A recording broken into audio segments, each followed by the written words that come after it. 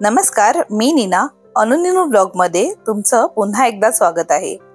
आज आपण नाशिक टूरच्या तिसऱ्या भागात. जर तुम्ही नाशिकची 2 दिवसाची टूर करणार आहात तर आमचा हा ब्लॉग जरूर बघा. पहिल्या भागात आपण ओझर आणि त्र्यंबकेश्वर दर्शन केले. दुसऱ्या भागात आपण बघितलं सीता गुंफा, काळाराम मंदिर, गोरेराम मंदिर, रामकुंडचा परिसर म्हणजेच पंचवटी दर्शन. आणि आता आम्ही जात आहोत तपोवनच्या दिशेने.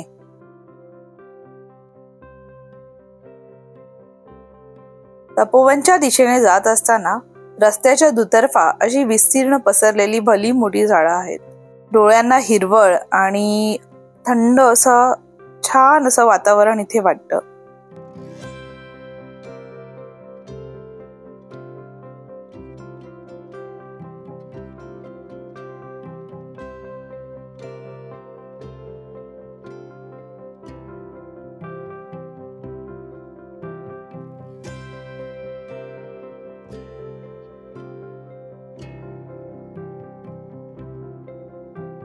आता आपण पोहोचलो तपोवनला. इथेच गाडी पार्क केली आणि समोरच रामसृष्टी उद्यान आहे. उद्यानात श्रीरामांचा भला मोठा स्टॅच्यू आहे. येत्या क्षणी श्रीरामांना डोळे भरून पाहत राहावेसे वाटते. समोरच श्री लक्ष्मण मंदिर आहे.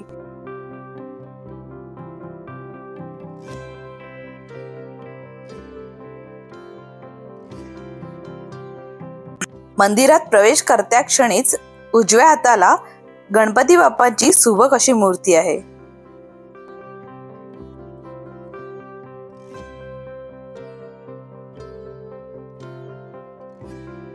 येथे रामायणातील काही घटनांचे देखावे आहेत.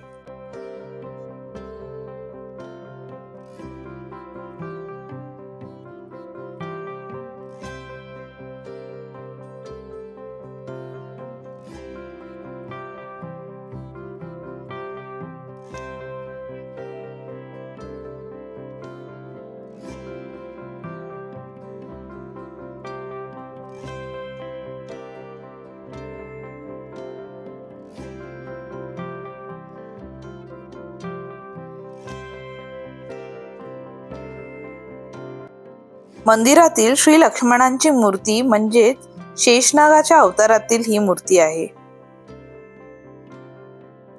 हे आहे श्री लक्ष्मणांनी शूर्पणखेचे नाक कापल्याचे दृश्य. फारच सुंदर असा हा देखावा उभा केला आहे.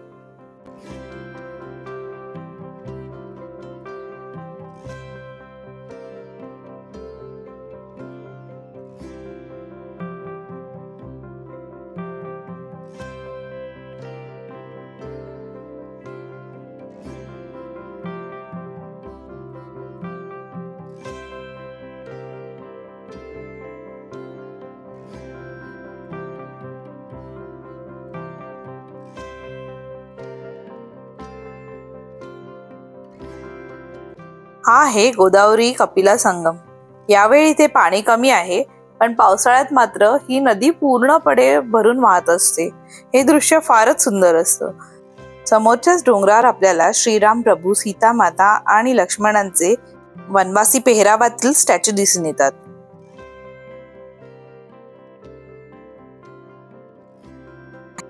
नदीच्या किनाऱ्यावरचा हा परिसर भला मोठा, सुंदर आणि स्वच्छ आहे.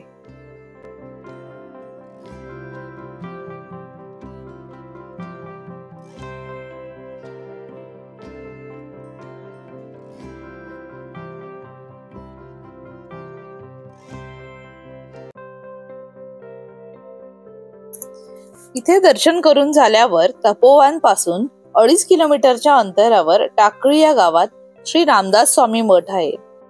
आम्ही या मठात गेलो. मठाचा आजूबाजूचा परिसर खूपच प्रसन्न आहे.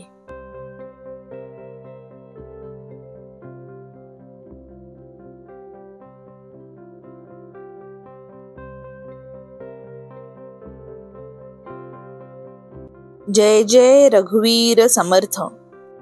मंदिराच्या प्रवेशद्वारात प्रवेश करताच मंदिरावर लिहिलेल्या जय जय रघुवीर समर्थ या नामस्मरणाने आपल्याला अत्यंत स्फूर्ती येते. श्री रामदास स्वामी यांनी पहिला मठ श्री क्षेत्र आगरटाकळी येथे स्थापन केला. समर्थ 1620 ते 1633 असे सुमारे 12 वर्ष आगरटाकळी येथील गुहेत राहिले.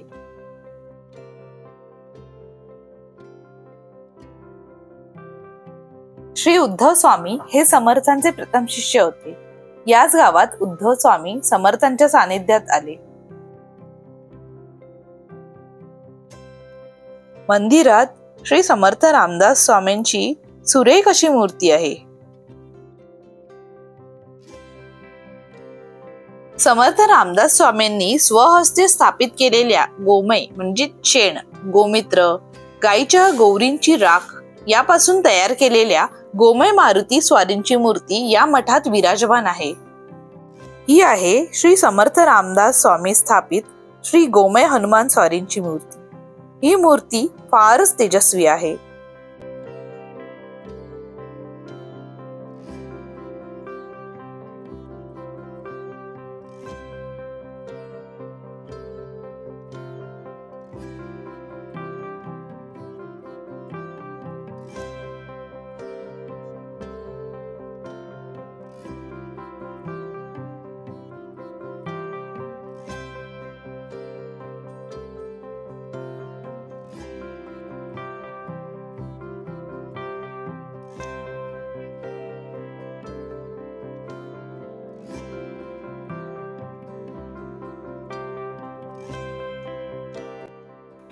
इथूनच खाली गेल्यावर समर्थांची विश्रामस्थान किंवा समर्थांची ध्यान धरण्याची गुहा आहे. समर्थांचे प्रथम निवासस्थान म्हणजे ही गुहा, पहिला शिष्य, पहिले पुरस्चरण, पहिला मठ हे श्री क्षेत्र टाकळी येथे आहे. तसेच समर्थांनी याच मठात वाल्मिकी रामायणातील 7 पैकी 5 कांड, करुणाष्टके, 21 समासी जुना दासबोध असे लिखाण स्वहस्ती केलेले आहे. या सर्व अनन्यसाधारण कार्यामुळे टाकळीला श्री क्षेत्राचा मान लाभला आहे. ही आहे समर्थांची ध्यान धारणेची गुहा आणि हेच मंदिर जिथे समर्थ स्वतः ध्यान लावून बसत असत.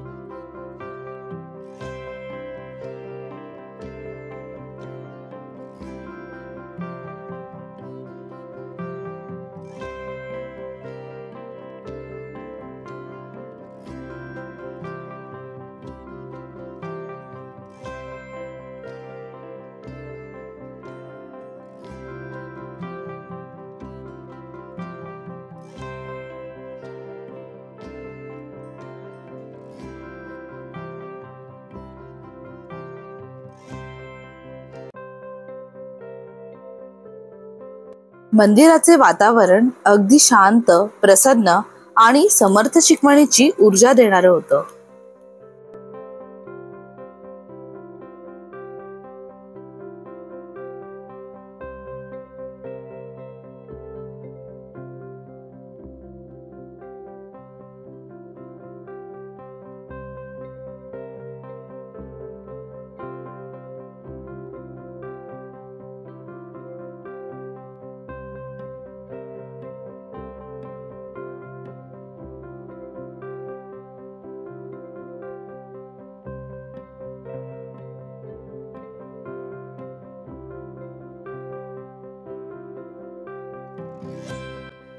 श्री समर्थ रामदास स्वामींनी आगरटाकळी येथून देशाटनास निघण्या अगोदर गोमय मारुतीची स्थापना या मठात केली आणि स्वतः उद्धव स्वामींना या मठाचे मठाधिपती जाहीर केले.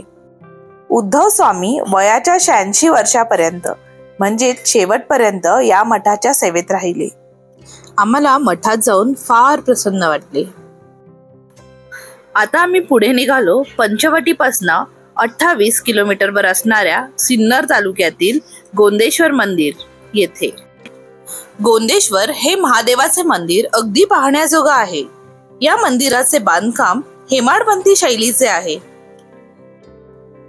हे मंदिर 12व्या शतकात राजकुमार राजगोविंद यांनी बांधलेले आहे।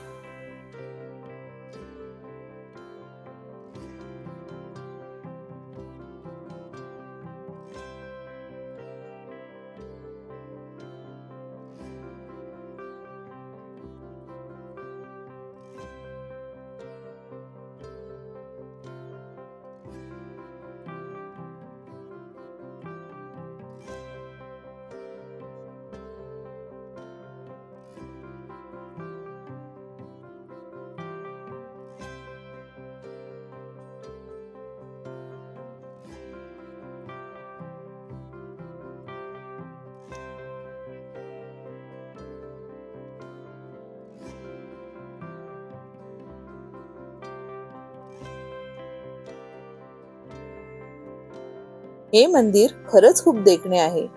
मंदिरावर कोरीव काम अप्रतिम आहे। गाभाऱ्यात रेखीव शिवपिंड आहे। मंदिराच्या सभामंडपातील खांब नक्षीने कोरले आहेत। मंदिराच्या भिंतींवर देवदेवता, गंधर्व, अप्सरांचे शिल्पाचे कोरीव काम आहे।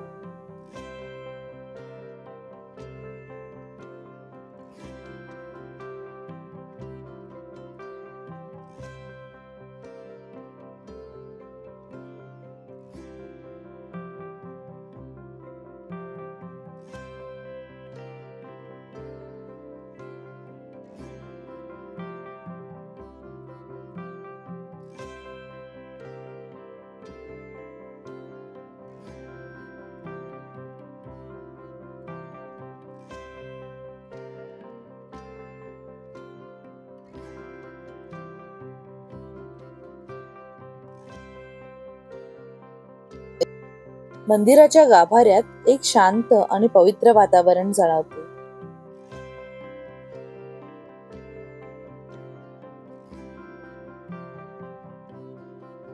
कोरीव दगडांची रचना, सुबक कलाकुसर आणि छतावर काढलेले नक्षीकाम मन अगदी मोहून टाकतं। हे मंदिर 5 मुख्य मंदिरांचा समूह आहे, म्हणून याला शैव पंचायतन असे म्हटले जाते।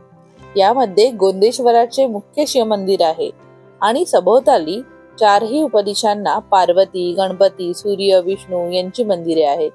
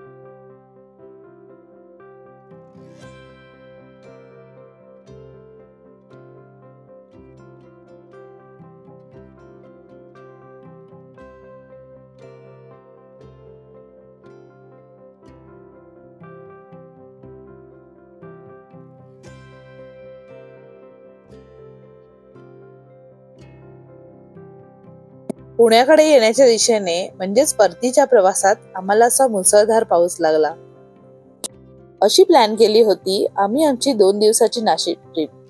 तुम्हाला आमची ट्रिप आवडली असेल, आमचे व्हिडिओ आवडले असतील तर आमच्या व्हिडिओला लाईक, शेअर आणि आमच्या चॅनलला सबस्क्राईब करा। थँक्यू।